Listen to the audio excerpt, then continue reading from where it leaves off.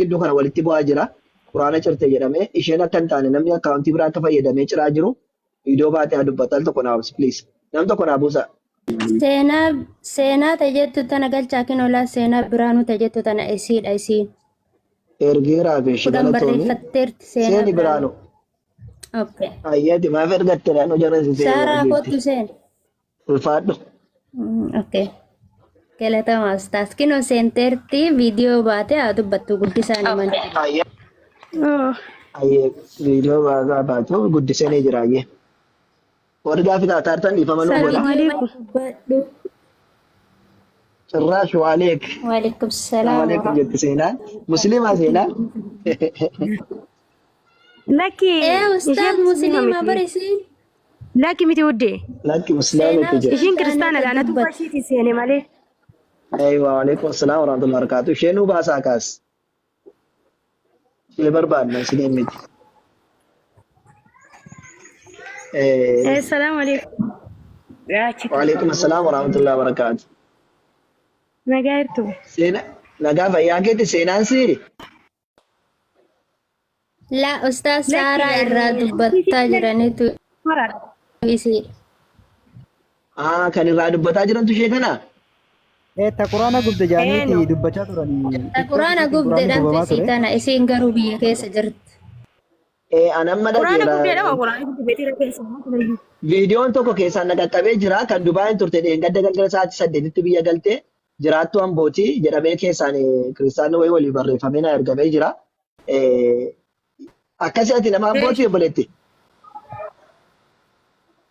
no Gubdee cirtee biyyatti galte isheen galteetti jedhanii keessaa barreessanii viidiyoon tokko na qaqqabee jira keessaan kiristaana wayiitiin dubbadhee isheen qaata quraana achitti kan cirte biyya alaatti garuu isheen kan galte gaafa akka sanbataa galgala sa'aatii 8tti biyya galtee Amboo jiraatti naan jedhani.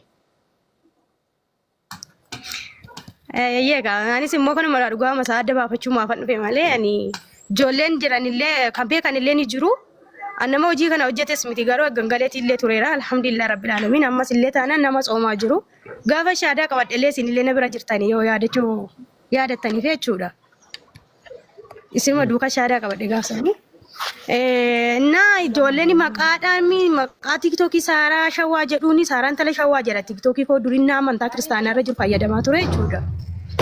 Isadha ijoolleen akkas gootee nama maqaa Saaraa Shawaa jedhudha waan ta'eef maqaa kee tolluu ba'e gaddisi lubbuu gaddisi kaa naan jedhanii jennaan lakkii hojiin kun kakiyya miti alhamdulillah rabbil alamin anillee soomiirra jirasi utuma waan balleessu ta'eyyuu kana utuu itis hin godhu tiktookii sana immoo kan namaatiin an banadhe yeroon kiristaanummaa irra jiru sanii jechuudha.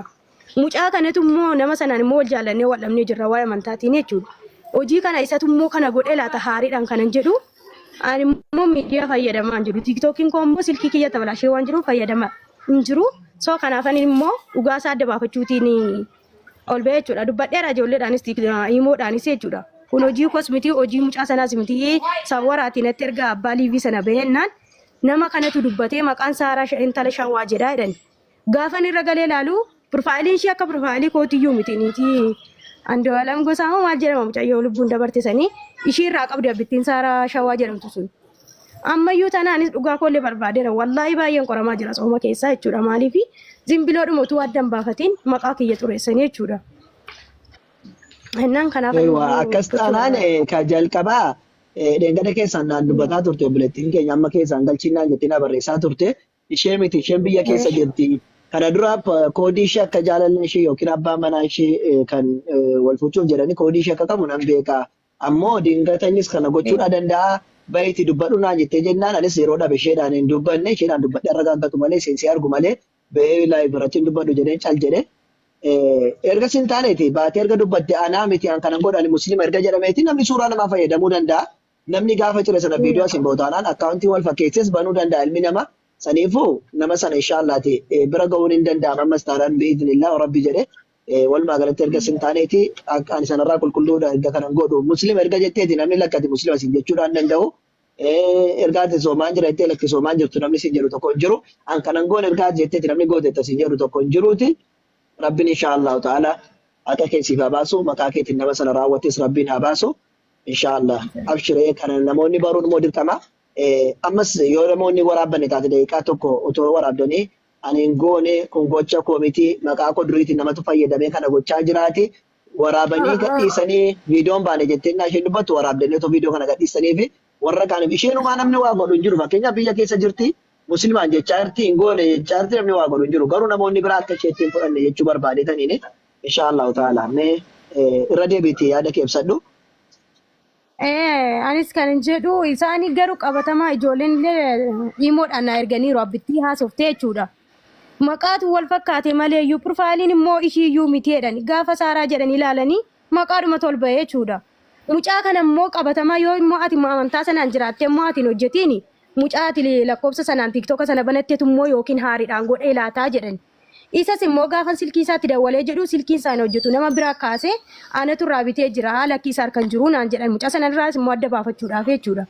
Gaafa jedhu isaan immoo ijoolleenis immoo taanaan tiiktookii suni maqaatu wal fakkaate malee piroofaayiliin isa kan keetii miti. Maqaa masaaraa jedhameefidha suuraa kootii olii gadi fiigaa jiru jechuudha. Maqaas na bulleessanii qabatamaadhuma immoo amma immoo yoo ati immoo kana hin hojjenne si'i miti immoo barreerra garuu immoo lakkoofsa isaatii fi suura gurbaa sana ergeedhan. Tiiktookichi soo kan saa'oo miti isa kan kootii sana oomitu maqaa wal fakkaate malee akkamittiin immoo suura mucaa ergee suura mucaa irrattis immoo akkas gochuu danda'u kan kooyyoo olii gadi gochaa jiru. Isas immoo balleessaa ati sanaa miti amma akka gootu anaaf naa kenniti annan dubbisaanii bilbila isaanii tokko irraa bitee eenyu bira akka jiru adda baafanna satti bilbila isaanii adda baafanna. Dawwalee dadhabneedhani dawwalee hin kaasoodhani qabatamaadhuma ijoollee nama meeqaanan dawwalee obboleettii isaa iyyuu banagaraachin laay bilbila tokko baname taanaan tiiktookiin namni gaafa bilbilaan baname taanaan warri Dubaay gaafa biyya gaddalan warri Suudiis taanaan bilbili isaanii cufamee gaafa ni deeman nama biraatu baafata. Saniifuu bilbila sanaan gaafa tiiktookii banatee fiduudhaa danda'a. Kanaafuuti nama biraa ta'uudhaan hin mala ishi galatoome waan kana nu jetteef ishi ulfaadhu. Rabbi islaamaa kana garsiyaa dhaabuu jabaadhu galma geessiin jedha inshaallah ta'e. Abshir. Rabbiin illee qabee hunduma ijoollee hundayyuu jechuudha warra akkasitti suuraa kootiin deemaa jiranii.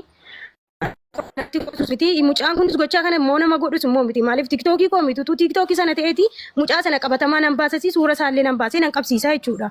Anaafis amantaa waan ta'eef irratti quuqamuu waanuma jiru. Mucaa sunis immoo gochaan suni tiktookii kan koo miti waan ta'eef rabbiin hin qabeera uummata hundayyuu narraa dhaabbatanii suuraa kiyyas illee kana gochuunis baay'ee ulfaataadha. Wallaayee sooma keessa baay'ee na qoraniiru. Yaa hundaafiyyuu kaa'amee sinumatti inni isaa jechuudha. Abshir inshaallah rabbiin dhugaa kee abaasu wanni ta'u tokkodhaan jiru biiznillaahi ta'ala warri kana godhee numa bahaa nafu beekamuu isaa nafu. Beekamuu isaa nafu jabaadhati bakka inshaallaati. Waan jiru keessaan haasofna mucaa amma keessaan galchinaan jitti saraan dubbadha. Karaa ishee argadha inshaallaati. Ayyeeshi. Ayyeeshi.